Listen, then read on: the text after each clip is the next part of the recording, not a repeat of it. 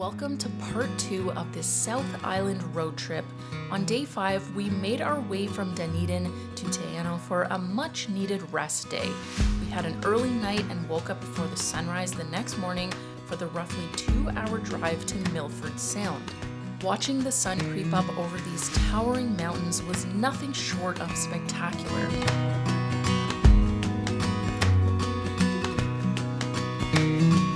We made our way through the Homer Tunnel to reach the Deepwater Basin parking lot before the 20-minute trek to the Visitor Center. We booked the earliest cruise available to avoid the crowds and have a more intimate experience.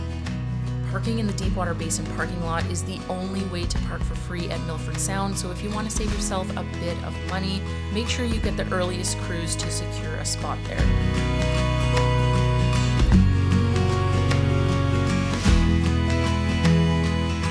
Guys, welcome to day 6 of this South Island, New Zealand road trip. So sorry I have not been vlogging the last couple days. We've just been really enjoying time with family. It's been incredible. We were in Dunedin a couple days ago, and yesterday we were in Te Anau just for the night. Now we're at Milford Sound, about to take the cruise for the second time. It is crystal clear out, sunny. I think it's going to be incredible. And last night it rained pretty substantially, so I think we're going to see some amazing waterfalls. I know a lot of people recommend that you go in the rain as well as the sun if you can, but we've been lucky enough to get it twice in the sun. So I'm so excited to check this out for the second time in the summer with so much more greenery. And then after this, we're making our way to Queenstown and Wānaka for the night. So let's get the day going.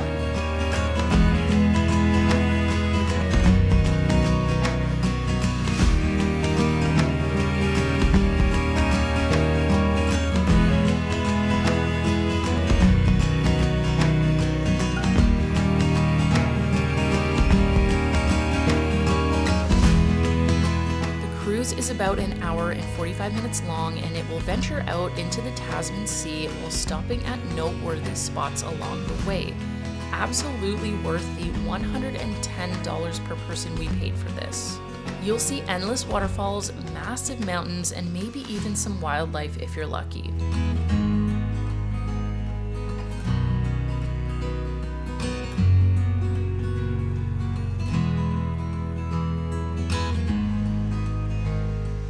Milford Sound is just one of those places that truly exceeds expectations and is definitely a must-do in New Zealand. So we had to show Donovan's parents this place. It was a non-negotiable.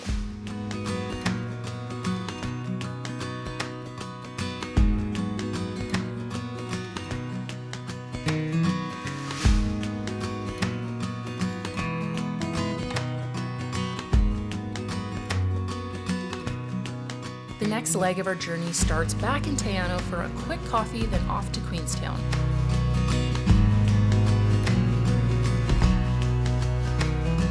Queenstown was busy and bustling as usual, and we wandered the streets admiring the sights and scenery.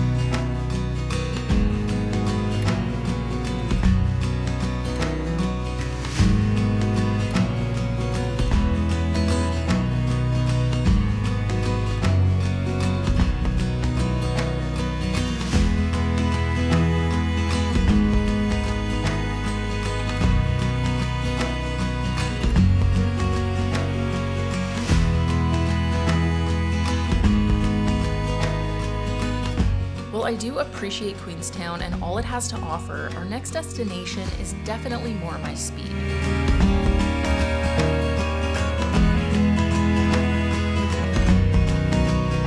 We arrived in Wānaka pretty beat from a long day of travel, so our first stop was Rhyme and Reason Brewing, one of our favorites in New Zealand. As the sun set, we walked from our motel down to the waterfront to take in the spectacular views on a gorgeous summer night.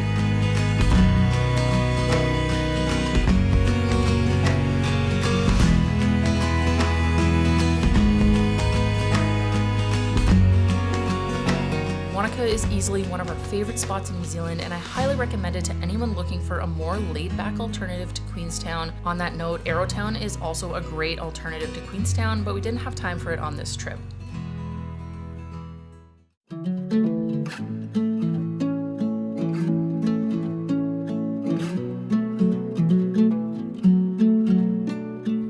Morning guys, welcome to day 7 of this amazing South Island road trip. Last night we spent the night in Wānaka after a few hours drive from Te Anau after we did the Milford Sound cruise. We had a really long day yesterday and we saw a lot of incredible things. Today we are making our way to the west coast, Hokitika. We're gonna check out some cool things there, check out the coast, check out some glowworms for the first time. We haven't done that yet.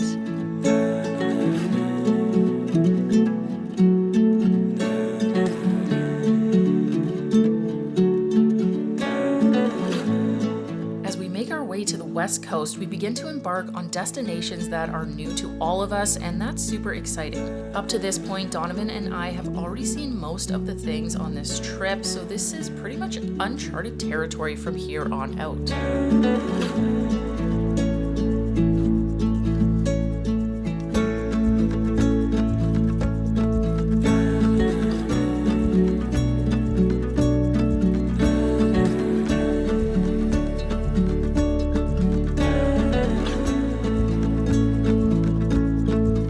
And wow, the West Coast really surprised us.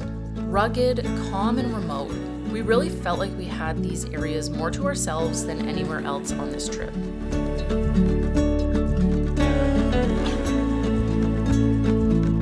Seeing Mount Cook from the opposite side was really amazing, and I wish we had the time to do the Lake Matheson hike because it looked incredible.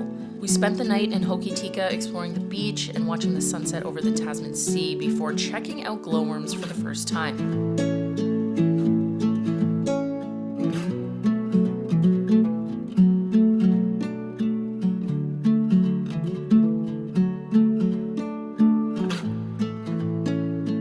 It got quite busy here, and I think this is one of the only places in New Zealand to see glowworms for free and right off the road.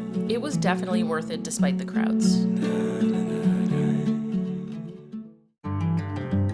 Day 8, the final day of this road trip, starts in Greymouth. We venture around town admiring the old buildings and quirks of the area. This is Donovan and I's second time in Greymouth, and we had a little bit more appreciation for it this time around.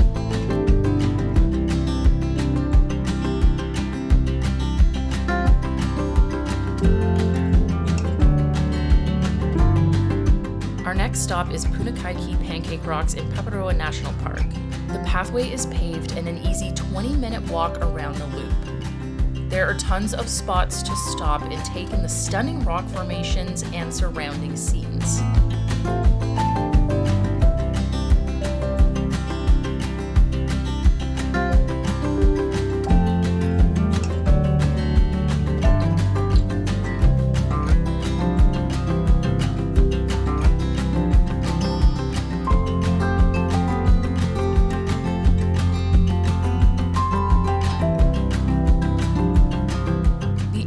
Also known for its blowholes, which are best witnessed at high tide. We got here as the tide was coming in, so we did get to see some massive water displays, which was really awesome. Our final stop on this trip is Westport. Our main reason for going here was to visit Short Jaw Brewing, a quaint craft brewery with some really funky beers. We made our way over to the Cape Fowland parking lot for a quick hike to the lighthouse before heading home to Nelson.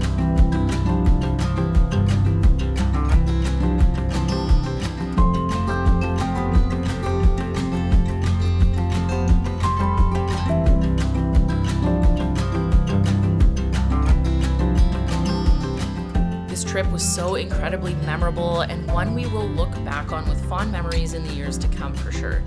Thank you so much for joining us, and we'll see you really soon in the next video. Bye.